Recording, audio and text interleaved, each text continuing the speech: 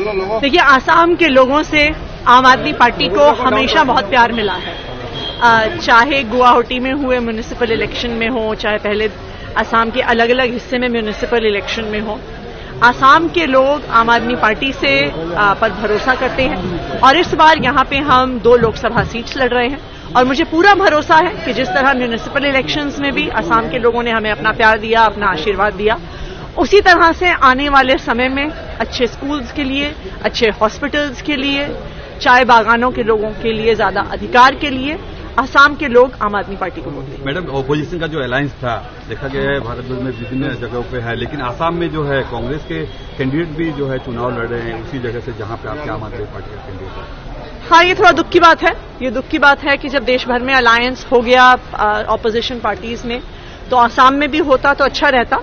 और लेकिन फिर भी मुझे पूरा भरोसा है कि जिस मजबूती से हमारे दोनों लोकसभा के कैंडिडेट्स अपना चुनाव लड़ रहे हैं, इस बार आसाम में लोकसभा के चुनाव में आम आदमी पार्टी का खाता जरूर खुलेगा। मैडम, क्या मुद्दा होगा आसाम में, खासतौर पर आपका क्या मुद्दा होगा? मेरे हिसाब से 3 या 4 महत्वपूर्ण मुद्दे हैं। सबसे पहली बात, जो आम आदमी पार्टी का हमेशा से ही सबसे बड़ा पॉलिटिकल एजेंडा रहा है, वो हाई क्वालिटी स्कूल्स का रहा है। आप आसाम में देखिए, पिछले कुछ सालों में 8,000 से ज्यादा स्कूल बंद हो गए हैं। कहते हैं कि सरकारी स्कूल में बच्चे नहीं आते। क्यों नहीं आते सरकारी स्कूल में बच्चे? इसलिए नहीं आते हैं क्योंकि सरकारी स्कूलों का इतना बुरा हाल है। आप अस्पतालों में जाइए, आप हेल्थ सेंटर्स में जाइए, वहां पे दवाइयां नहीं है, डॉक्टर नहीं है, वहां पे हाल ठीक नहीं। नंबर तीसरा जो इम्पोर्टेंट मुद्दा है, वो चाय बागान में काम करने वाले लोगों के अधिकारों का है, उनकी मिनिमम वेज का है। आज भी वहां पर चाय बागान में 250 रुपए महीने, 250 रुपए दिन के आधार पर पेमेंट होता है। आप दिल्ली में देखिए, दिल्ली की देश के हिसाब से हाईएस्ट मिनिमम वेज है। जब अरविंद केजरीवाल जी की सरकार मिनिमम वेज बढ़ा रहे थे, तो बीजेपी ने इतना विरोध किया, एलजी साहब ने इतना विरोध किया, हाई कोर्ट तक गया, सुप्रीम कोर्ट तक गया, लेकिन लड़ झगड़ के दिल्ली में हमने मिनिमम वेज बढ़ाया है।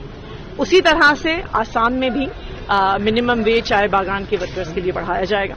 और चौथा, जो एक बहुत महत्वपूर्ण एजेंडा है आसाम के लिए, आम आदमी पार्टी सीएए का पुरजोर विरोध करती है। जब हम अपने देश के लोगों को नौकरियां नहीं दे पाते हैं, घर नहीं दे पाते हैं, तो क्यों हम बाहर से आए लोगों को पहले हम नागरिकता दे रहे हैं, घर दे रहे हैं, नौकरियां देने की बात कर रहे हैं? हमारी कल्चर का क्या होगा, हमारी भाषा का क्या होगा?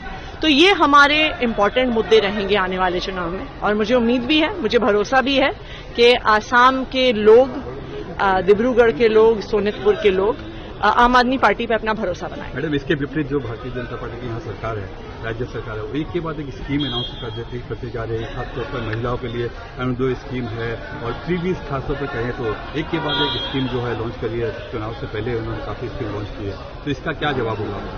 देखिए, चुनाव से पहले जो स्कीम लॉन्च होती है, हमारे देश के हर वोटर को उसकी सच्चाई पता होती है कि आज चुनाव से 2 दिन पहले, 4 दिन पहले, 5 दिन पहले हेमंत बिस्व शर्मा जी की सरकार आज तो आई नहीं है। अगर उन्हें वास्तविक तौर पे महिलाओं के लिए काम करना होता, गरीबों के लिए काम करना होता, तो उन्हें चुनाव का इंतजार करने की क्या जरूरत थी?